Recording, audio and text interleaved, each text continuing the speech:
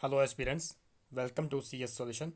आज के इस लेक्चर में बात की जाएगी H P S S C previous year question paper post code 510 and post का नाम था junior officer P and A at S0 level. जैसे कि आप लोगों से मैंने वादा किया है कि कोई भी पेपर आपका मिस नहीं होगा कंप्यूटर का। वो सारे पेपर जिसमें कंप्यूटर क्वेश्चन आए हैं, चाहे वो क्वेश्चन आपका 10 हो, 1 हो, 30 हो या 120 हो, हर एक पेपर को सी एस सोल्यूशन चैनल पे डिस्कस किया जाएगा, सॉल्व कराया जाएगा। क्योंकि सी एस सोल्यूशन आपका एक सिंगल प्लेटफॉर्म बनेगा यूट्यूब में, यूट्यूब की हिस्ट्री में एक सिंगल प्लेटफॉर्म बनेगा सी एस सोल्यूशन, जिसमें आपको आज तक के सारे पेपर कंप्यूटर के मिलेंगे सॉल्व्ड। लास्ट 10 से लेकर 12 ईयर के, 10 से 12 साल के पहले जो पुराने पेपर हुए हैं और जो आगे भी होंगे, जो हो रहे हैं पेपर कंप्यूटर के, वो सब पेपर आपको सिर्फ इस चैनल में मिलेंगे सी एस सोल्यूशन पे। ये आपका एक सिंगल प्लेटफॉर्म मिलेगा, क्योंकि कैंडिडेट को कन्फ्यूजन नहीं होनी चाहिए दिमाग में कि हमें कौन सा चैनल विजिट करना है।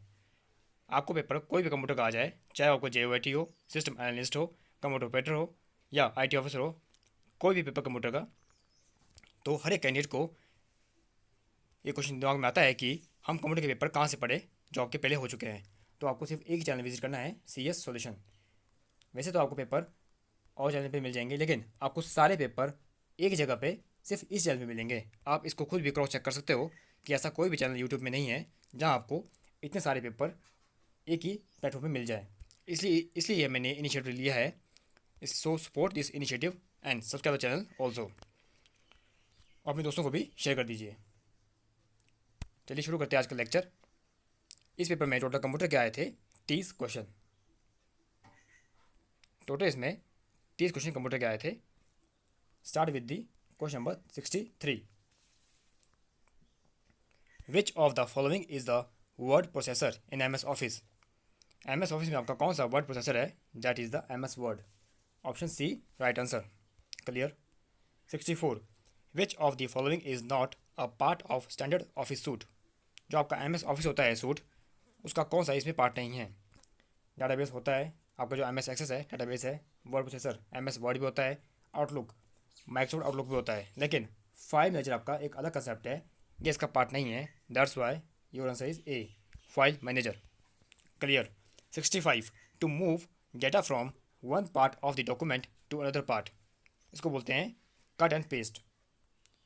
कॉपी और कट में ये डिफरेंस है कि कॉपी में आपकी बनती है एक डुप्लीकेट कॉपी, कि आपने जो कंटेंट या फिर कोई ऑब्जेक्ट आपने कॉपी किया है वो तो आपका वैसे का वैसे रहेगा, लेकिन उसकी एक कॉपी बन जाएगी। लेकिन जो आपका कट है, उसमें आपका जो जिस चीज़ को आपने कट किया है वो चीज़ वहाँ से गायब हो जाती है। मतलब वहाँ से उसकी लोकेशन को हम कर देते हैं change.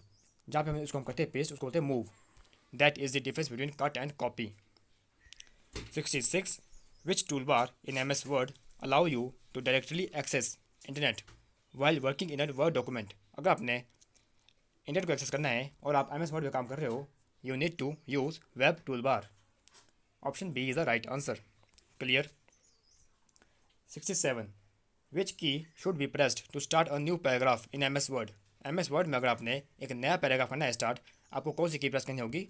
That is the enter key. You need to press enter key. Option B is the right answer. 68। In Microsoft Word using find and replace feature you can, जो आपका फाइंड एंड रिप्लेस फीचर होती है उससे आप क्या कर सकते हो? You can both replace text as well as formatting. वो इसलिए क्योंकि आपको मैं सुनाता हूँ एग्जाम्पल से। आपने find and replace dialog box खोल दिया और सबसे पहले आप कहेंगे फाइंड, जो आपने वर्ड फाइंड किया, उसके बाद उस फाइंड किए गए वर्ड को आपने करना है रिप्लेस, उसको आप रिप्लेस कर देंगे, आपका रिप्लेस हो जाएगा। ये बात होगी आपकी टेक्स्ट की रिप्लेस की। अब बात करते हैं फॉर्मेटिंग की। फॉर्मेटिंग में आपकी रिप्लेस इसी होगी क्योंकि जो भी आपने फॉर्मेटिंग पहले की थी उस टेक्स्ट पे जिसको आप कर रहे हैं रिप्लेस, तो रिप्लेस किए गए टेक्स्ट पे जो आप टाइप करेंगे वो फॉर्मेटिंग उसमें ऑटोमेटिक आ जाएगी। बोलने का मतलब ये है कि कोई आपका वर्ड है दिस, इसमें मैंने हर टाइप की फॉर्मेटिंग लगाई थी, बोल्ड इटैलिक इसको कलर दिया था, लेकिन बाद में मुझे लगा कि मैंने इस दिस वर्ड को करना है चेंज, तो मैंने इसको पहले फाइंड किया और इसको क्या रिप्लेस किस वर्ड से? डैट से। तो जब जो डैट जो आएगा इसकी जगह पे, उसमें भी ऑटोमेटिकली वही फॉर्मेटिंग लग जाएगी जो आपकी दिस में लगी थी। That's why your answer is replace both text and formatting. Clear. 69। MS word automatically change the font colour यहाँ पे स्पेलिंग गलत दी गई है कलर की स्पेलिंग होती है COLOR इस केस में। वैसे तो आपकी स्पेलिंग ये होती है, लेकिन यहाँ पे आपकी स्पेलिंग ये होनी थी। इसका आंसर होगा आपका both A and B। Option number D is the right answer, email address as well as web address.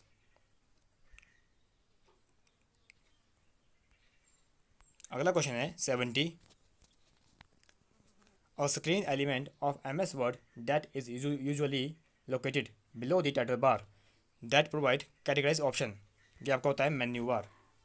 Option A is the right answer, menu bar is just below the title bar. How many alignment, MS Word में आपकी कितनी alignment होती है? 4। Option B right answer. 4 कौन कौन सी होती है? पहली लेफ्ट अलाइनमेंट, दूसरी राइट अलाइनमेंट, तीसरी सेंटर, चौथी justify. Clear. 72। In MS Word you can use style. MS Word में आप स्टाइल का यूज क्यों करते हैं? To format the document. Option D is the right answer.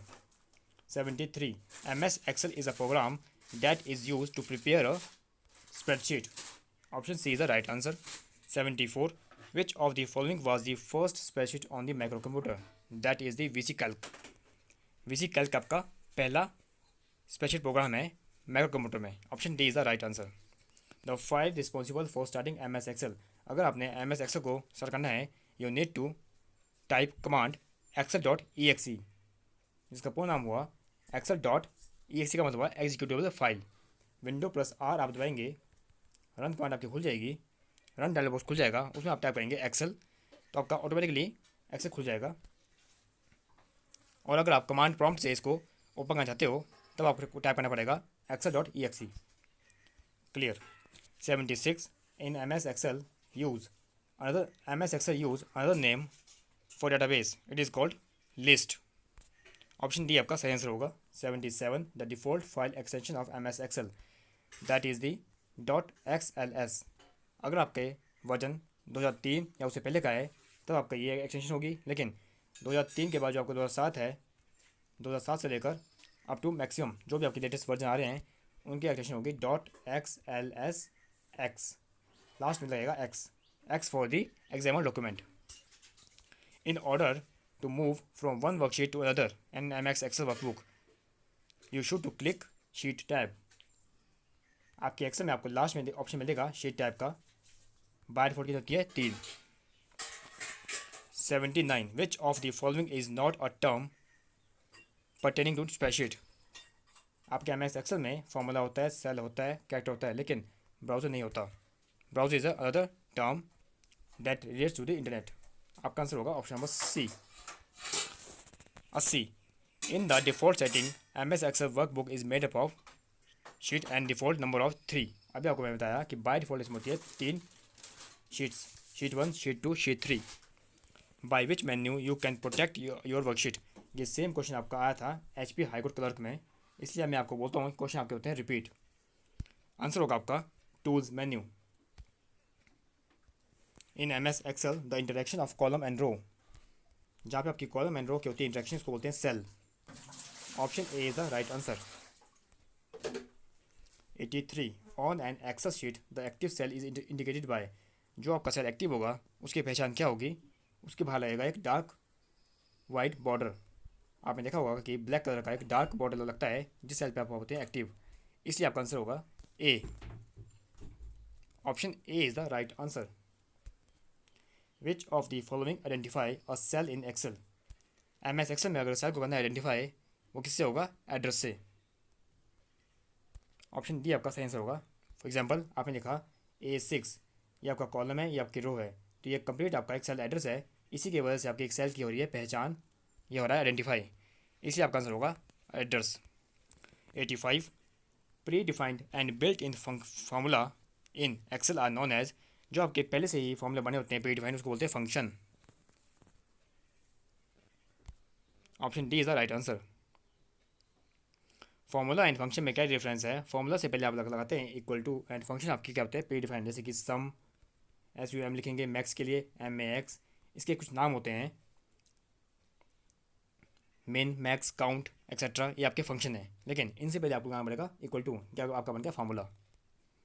86। The default chart type in MS Excel, जो आपका default होता है वो आपका होता है clustered column chart. Option D, column chart is the right answer.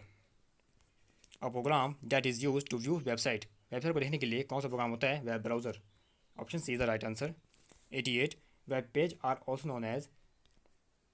Maximum लोग सोचेंगे कि इसका आंसर होना चाहिए वेबसाइट, जो कि नहीं होगा।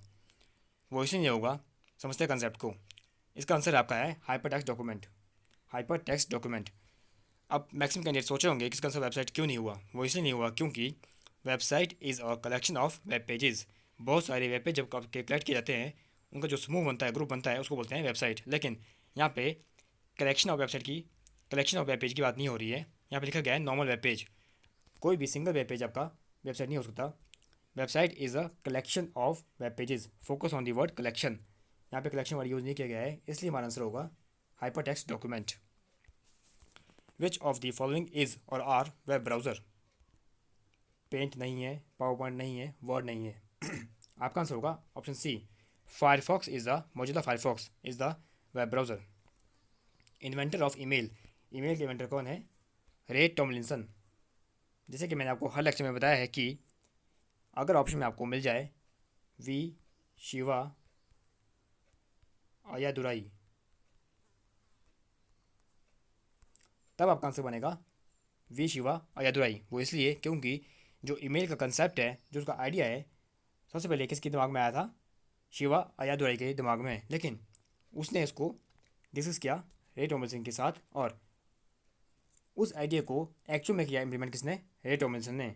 इसलिए बोलते हैं फादर ऑफ ईमेल रे टॉमलिंसन। लेकिन अगर ऑप्शन में आपको शिवा अयादुराई देखने को मिल जाए, तो आपको आंसर लगाना पड़ेगा शिवा अयादुराई। 1970 में कंसेप्ट दिया ईमेल का किसने? शिवा अयादुराई ने। लेकिन उसी कंसेप्ट को रियल वर्ल्ड में इम्प्लीमेंट किया किसने? रे टॉमलिंसन ने 1971 में। That's why this person was called the father of email. Junk email is known as spam. ये आपकी अनवांटेड ईमेल होती है। Benefit of email is are speed, cost, record keeping. ये तीनों आपके सही है। That's why your answer is all of these. Speed इसलिए हुआ क्योंकि ईमेल के थ्रू आप इंटरनेट से कोई डॉक्यूमेंट भेज रहे हैं, कोई लेटर भेज रहे हैं, तो आपका स्पीड इसमें काम करेगा। ऐसे आप नॉर्मल लेटर के भेजते बाई पोस्टमैन के जरिए, तो आपका काफ़ी स्लो होता है। रिकॉर्ड कीपिंग का आप समझ गए होंगे कि इसमें डॉक्यूमेंट आपको रख सकते हो गूगल ड्राइव में, एंड ईमेल भी आपके डॉक्यूमेंट सेव रहते हैं। एंड कॉस्ट इसलिए हुआ क्योंकि इसमें आपकी लेस कॉस्ट लगती है एज़ कम्पेयर टू जो आपका जो दूसरा मेथड था ऑफलाइन मेथड, इसमें आपका पोस्टमैन जाता था घर घर लेटर भेजने के लिए। लेकिन ईमेल से आपका विद इन सेकेंड आपका ईमेल सेंड होती है, और इसमें होती है लेस कॉस्ट। दैट्स वाई आपके तीनों आंसर सही होंगे, speed, cost, record keeping, and your answer is all of these.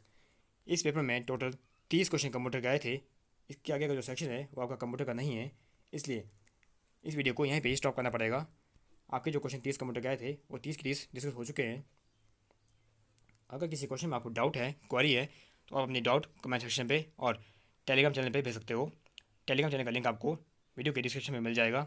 And अगर आपको पढ़ने का तरीका पसंद आया एंड वीडियो का कंटेंट पसंद आया और इस चैनल का इनिशिएटिव आपको पसंद आया हो, तो चैनल को लाइक, वीडियो को लाइक करना, अपने दोस्तों को शेयर कीजिए, and also subscribe the channel for all upcoming latest notification.